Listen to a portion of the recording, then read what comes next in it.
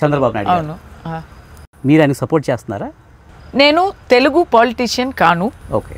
నాకు తెలుగు పాలిటిక్స్లో ఒక ఒపీనియన్ ఉంది కానీ పార్టీ స్టాన్స్ అని లేదు. ఓకే. ప్లీజ్ ఇది కట్ చేయకుండా చెప్పండి. Sure sure. నాకు ఒపీనియన్ ఉంది, ఒక స్ట్రాంగ్ ఒపీనియన్ ఉంది, కానీ ఒక పార్టీ తరపు అని ఏం లేదు. ఓకే. అది చెప్పి తర్వాత నేను ఇది కూడా చెప్తాను. ఎస్, నాయుడు గారు అంటే నాకు చాలా అభిమానం ఉందండి. దానికోసం నేను జగన్ గారి గురించి కమెంట్ చేయలేదు. ఓకే. ఓకే.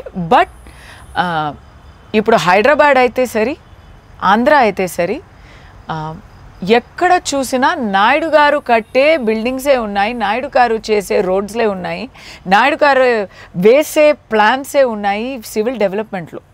అది నాకు విజిబుల్గా తెలుస్తుంది. వేరే స్టేట్ నుంచి వచ్చి చూస్తే డెవలప్మెంట్ వర్క్ అంతా ఆయన చేశారు.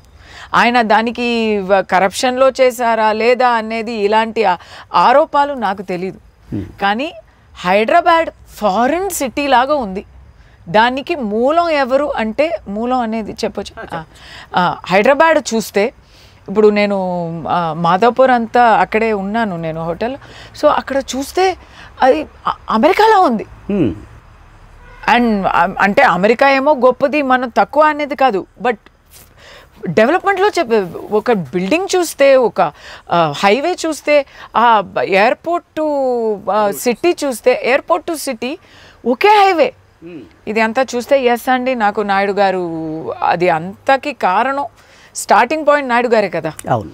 అది ఎవరైనా ఒప్పుకోవాల్సిందే. So yes, we all admire him for that long term plan.